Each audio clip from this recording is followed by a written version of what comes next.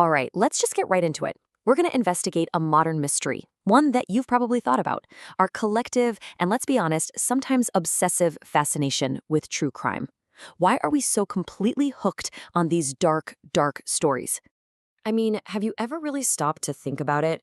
You binge a whole docuseries, and the second it's over, you're already scrolling, looking for the next one.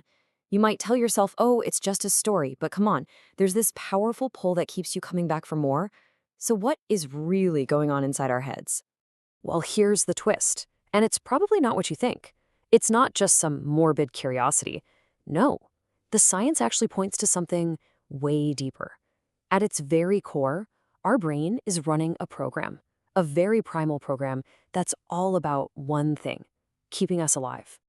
To really get this, we've got to go way, way back. I'm talking about our evolutionary wiring. See, this whole true crime thing, it's not a bug in our modern software. It's an ancient feature. Our brains are literally hardwired to zoom in on threats. And what we're doing now is just the 21st century version of that. And that brings us to this really fascinating idea called the safety drill hypothesis. The best way to think about it is like a flight simulator, but for your brain. You're strapping in, running through all these high-stakes, dangerous scenarios, figuring out what you do, what went wrong, all while you're perfectly safe on your couch. So here's what's happening during this mental drill. Without you even realizing it, your brain is basically in class, taking notes. It's identifying patterns in criminal behavior. It's spotting potential mistakes victims might have made. It's developing these subconscious defensive tactics.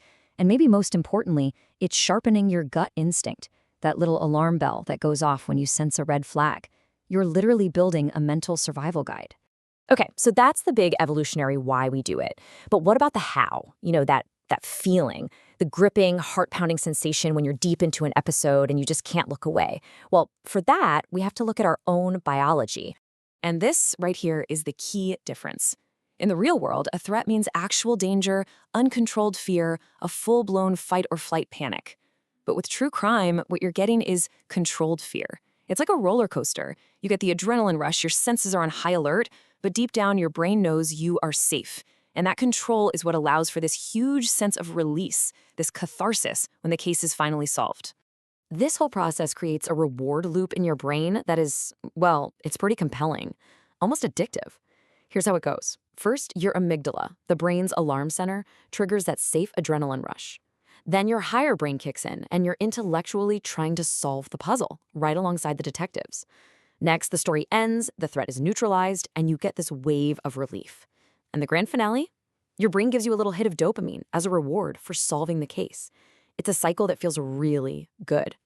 But wait, there's more. It's not just about survival instincts and brain chemistry. We're more complex than that.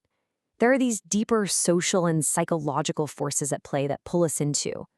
This part is about our moral compass, how we make sense of the world and our place in it. It turns out we're getting a few major psychological rewards. First, there's something called the just world hypothesis. This is our deep-seated need to believe that, in the end, good triumphs over evil. It's incredibly reassuring, right? Then, and we might not want to admit this one, there's a little bit of what's called schadenfreude. It's that quiet, subconscious feeling of relief that, wow, my life might be messy, but at least that isn't happening to me. And finally, there's this powerful thing called hyperempathy, where we form this deep bond with the survivors, and their strength and resilience it reinforces our faith in humanity. So, okay, let's take a step back and put all these puzzle pieces together. We've got the evolutionary survival drill, the biological reward loop, and the social and moral rewards. When you combine them all, you get a really powerful picture of what's actually happening every time you hit play. And it all leads to this final idea, the dark mirror effect. Think about it. True crime stories act like a mirror, reflecting the absolute darkest parts of human nature, and it forces us to look. But by staring into that darkness, it actually does something amazing. It reinforces our own sense of right and wrong, the social contract that holds us all together. You could say, we have to look into the abyss to really appreciate the light. And at the end of the day, it really boils down to this. We have this deep, innate need to understand the monster. Why? Because if we can understand the monster, maybe the world feels just a little less random, a little less unpredictable. We're trying to comprehend the incomprehensible because it's our way of drawing a map around chaos. So that leaves us with one final thought, and it's really a question for you. The next time you press play, think about all this: the safety drill, the dopamine hit, the moral compass check.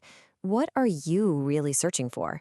Is it a lesson, a thrill, or is it something else entirely?